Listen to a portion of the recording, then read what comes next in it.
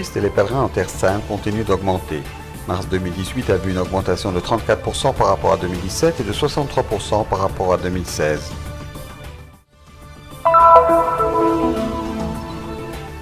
Le président de l'État d'Israël a rencontré les autorités chrétiennes de Terre Sainte pour Pâques, siège des vœux de cette année, l'archevêché Melkite de Haïfa. Le livre Artistes italiens en Terre Sainte a été présenté au musée du Vatican. Le custode de Terre Sainte, frère Francesco Paton, a pris part à l'événement. Dans l'église de Saint-François d'Assise à Alep, en Syrie, une messe spéciale a eu lieu pour conférer le sacrement de la confirmation à 35 garçons et filles de la ville. Fondé en 1957 par la Congrégation française des femmes Notre-Dame des Douleurs, le centre accueille et prend soin de 50 personnes âgées de Jérusalem et de la Cisjordanie. La Galerie d'art palestinienne El Roche à Jérusalem organise de nombreuses activités, notamment des ateliers de sculpture pour les jeunes apprentis.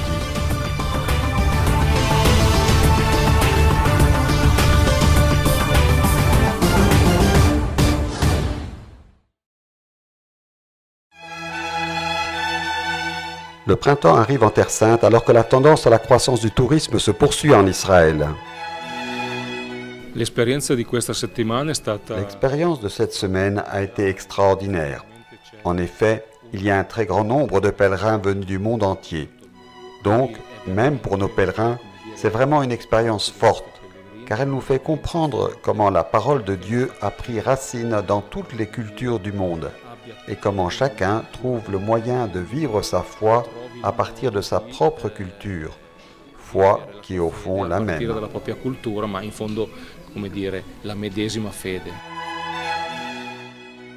Selon une déclaration du ministère israélien du tourisme, l'afflux de ce mois de mars avec ses 393 000 touristes a augmenté de 34% par rapport à l'année dernière et de 63% par rapport au même mois de 2016.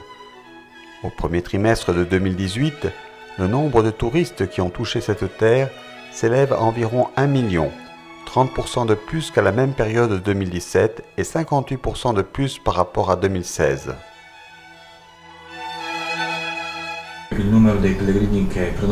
Le nombre de pèlerins qui réservent des places dans nos sanctuaires pour les messes ne cesse de croître.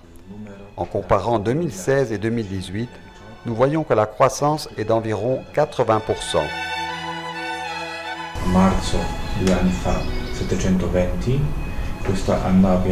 En mars, il y a 2 ans, il y avait des groupes de 720 personnes, maintenant de 1500.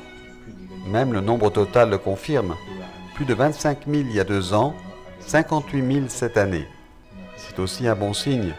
La Terre Sainte attire. Les gens cherchent la grâce de Dieu. Ils veulent connaître le 5e évangile.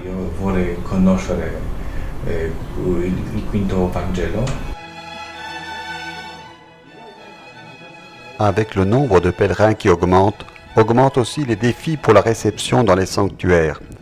Frère Thomas nous dit qu'il y a de plus en plus de demandes des agences de tourisme pour un temps plus long de prière et de permanence dans les lieux saints, et ceci représente une nouveauté dans le profil du pèlerin. Ces informations sont confirmées par ces pèlerins qui sont venus avec un voyage organisé par l'édition italienne du magazine Terra Santa. Sì, è un gruppo speciale appunto di lettori, di amici della rivista. C'est un groupe spécial de lecteurs, amis de notre magazine Terra Santa, notre magazine de la Terre Sainte en italien. C'est un vrai plaisir, car voyager avec des gens qui veulent approcher cette terre, approfondir les thèmes bibliques, les thèmes liés à l'Évangile, les sujets de l'archéologie, offre à chacun l'opportunité de se remettre en question et d'approfondir continuellement ses connaissances et sa propre foi. La gratitude pour les expériences vécues est très grande. C'est la première fois que je viens. C'est le rêve de toute une vie. Il m'a fallu 30 ans pour y arriver.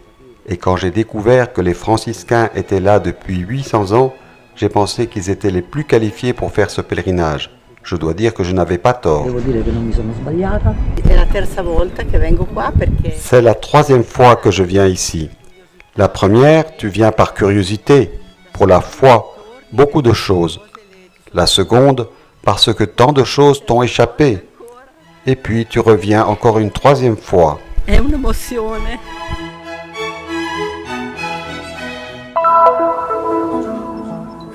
Pour la 4e année consécutive, le président de l'État d'Israël, Reuven Ruby Rivlin, a rencontré les chefs des églises chrétiennes de Terre Sainte pour leur souhaiter de joyeuses Pâques. Après les visites de ces dernières années au patriarcat grec-orthodoxe, au patriarcat arménien et au patriarcat latin, cette rencontre a eu lieu cette année le 24 avril à l'archevêché melkite de Haïfa. Les autorités civiles étaient là, y compris le maire Yona Yahav, et les dirigeants de toutes les églises, à l'exception des Arméniens, pris par la commémoration du génocide subi en 1915. Monseigneur Georges Bakouni, archevêque grec catholique d'Acre, a parlé au nom de tous les chefs des églises présentes dans la salle, en remerciant et en réaffirmant que la communauté arabe est une partie essentielle de la société et demande par conséquent une plus grande intégration et sécurité et plus d'infrastructures et de contributions. Reuven Rivlin a pris la parole, soulignant comment la présence des chrétiens dans une terre sainte pour tous les croyants joue un rôle précieux pour la société israélienne.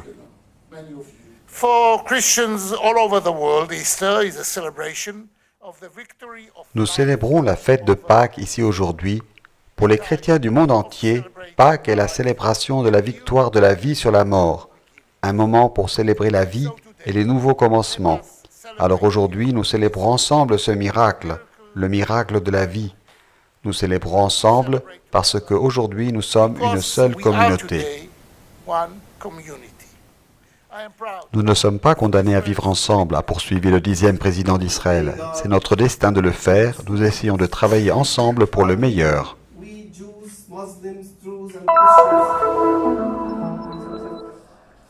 Le 19 avril, les musées du Vatican, également connus sous le nom de Musée du Pape, ont accueilli la présentation du livre « Artistes italiens en Terre Sainte ». Parmi les personnes présentes, le directeur des musées du Vatican, Barbara Jatta, et le custode de Terre Sainte, le père Francesco Paton. Le volume met en lumière les œuvres créées par l'architecte Antonio Barluzzi et par des peintres, sculpteurs et artisans italiens qui, dans la première moitié du siècle dernier, apportèrent leur art et leur expérience au sanctuaire chrétien de Terre Sainte.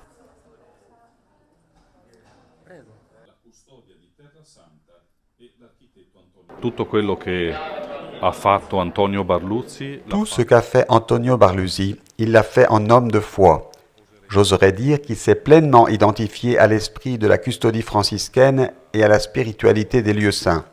Avec les autres artistes, il a souligné la spiritualité spécifique de chaque lieu.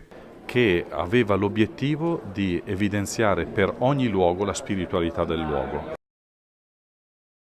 Au pays du 5e évangile, il y a plus de 20 œuvres créées ou restaurées par Barluzzi. Parmi elles, l'église de la Flagellation à Jérusalem, la Visitation à Ein Karem et les Béatitudes en Galilée, ainsi que les basiliques de Gethsémani et du Mont Tabor. La basilica del Getsemani, che è la basilica dove Gesù... La basilique de Gethsémani, là où Jésus a vécu le moment de l'agonie et de la prière nocturne, est une basilique très sombre, afin de reproduire l'environnement dans lequel Jésus a prié. L'autre exemple est le Tabor, lieu de la manifestation lumineuse de Jésus. Barluzzi a construit une basilique allongée qui attire notre attention vers le haut. Elle est lumineuse et transmet la beauté du Christ transfiguré. E offrendo questo luogo di contemplazione della bellezza del Cristo trasfigurato. Un livre qui approfondit aussi l'histoire de Barluzzi, architecte infatigable et fervent chrétien. Ha cercato di far lavorare tutti gli artisti. Il a essayé d'inciter tous les artistes à travailler en transmettant le sens du lieu pour aider les futurs pèlerins. Au début, ils étaient peu nombreux et maintenant nous savons qu'ils sont des millions chaque année. Sono milioni ogni anno. Les frères franciscains, arrivés en Terre Sainte il y a 800 ans, ont toujours donné à l'art une valeur particulière, surtout dans les lieux saints, lieux importants tant pour les chrétiens locaux que pour les millions de pèlerins qui leur rendent visite chaque année.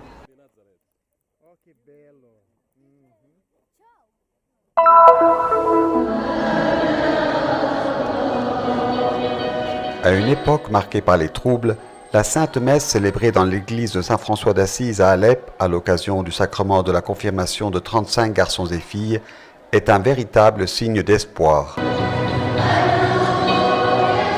Présidé par son Excellence Monseigneur Georges Aboukazen, évêque latin de Syrie, et concélébré par le prêtre de la paroisse, frère Ibrahim Es-Sabah, la messe a été très suivie et a marqué les débuts de la nouvelle chorale paroissiale des enfants.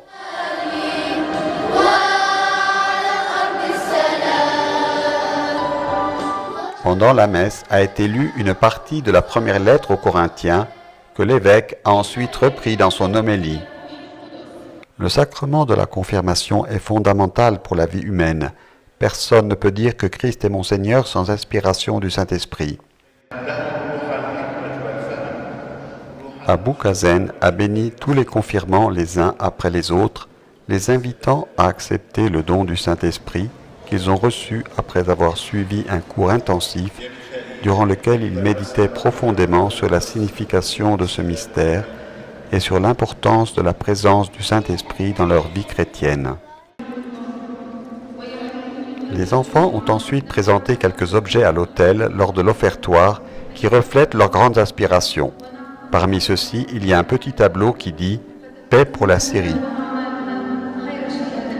L'Eucharistie et les photos habituelles ont conclu cet événement spécial.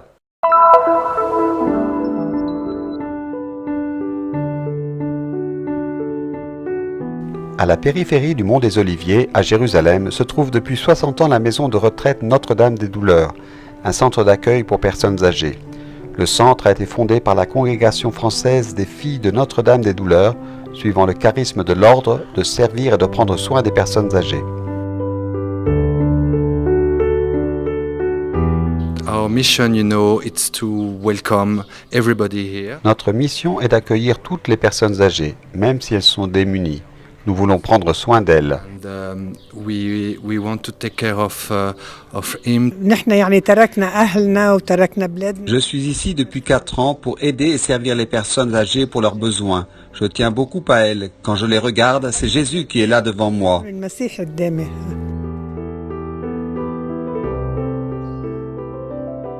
La maison abrite 50 personnes âgées, musulmanes et chrétiennes, de Jérusalem et de la Cisjordanie.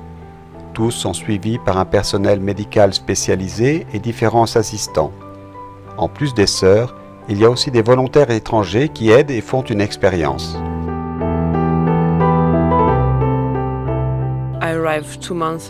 Je suis arrivée il y a 2 mois pour rester 1 an. Je travaille ici en tant qu'assistante administrative, mais j'aide aussi par exemple à donner à manger aux personnes âgées. C'est merveilleux de travailler avec elles. C'est une nouvelle découverte pour moi. J'apprends beaucoup et les personnes âgées ont 1000 histoires à raconter. Je suis heureuse ici. Je n'avais personne à la maison et je me demandais où puis-je aller maintenant que je suis seule. Voilà pourquoi je suis venue ici. Je n'ai personne. Ma fille vit à Dubaï. Mon fils est dentiste en Grèce. Mon neveu vit ici, mais il est malade. Parfois, les parents viennent me rendre visite et me faire sortir. Puis les sœurs avec nous sont si charmantes. Depuis 2004, la vie quotidienne de la maison de retraite et de ses habitants a été chamboulée par la construction de la barrière dite défensive, un mur de 9 mètres de haut qui sépare les territoires israéliens et palestiniens et s'élève autour du centre. L'existence du mur n'est pas facile pour nous, car la plupart de nos employés vivent de l'autre côté et doivent donc demander un permis pour entrer ici. Le matin, cela leur prend beaucoup de temps pour venir. Avant, ils mettaient 5 minutes. Maintenant, 2 heures, ce qui est très pénible. Le mur n'a pas empêché les sœurs et les bénévoles de continuer à offrir leurs services et de mener à bien leur mission. Chaque 15 septembre, ils célèbrent l'anniversaire de la Fondation et reformulent leur intention d'accueillir avec amour et gratuité les personnes âgées de la région qui sinon seraient abandonnées.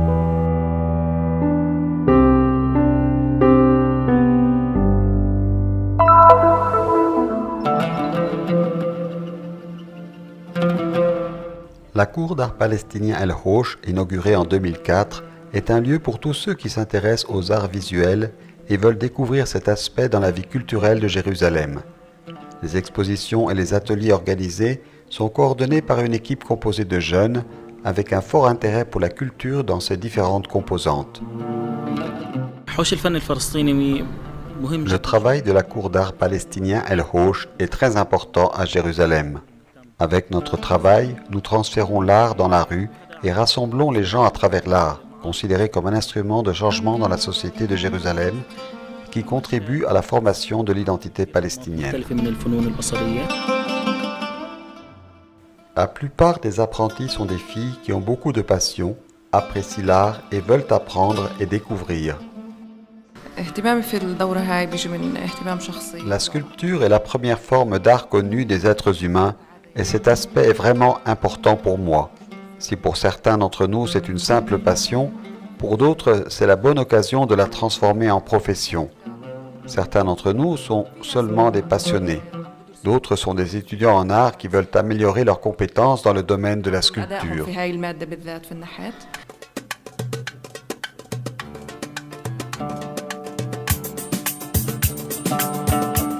Grâce au travail manuel et à de simples outils utilisés en sculpture, l'argile moulée en douceur se transforme en forme solide et expressive auxquelles les participants se consacrent avec persévérance et passion, avec une grande patience et précision.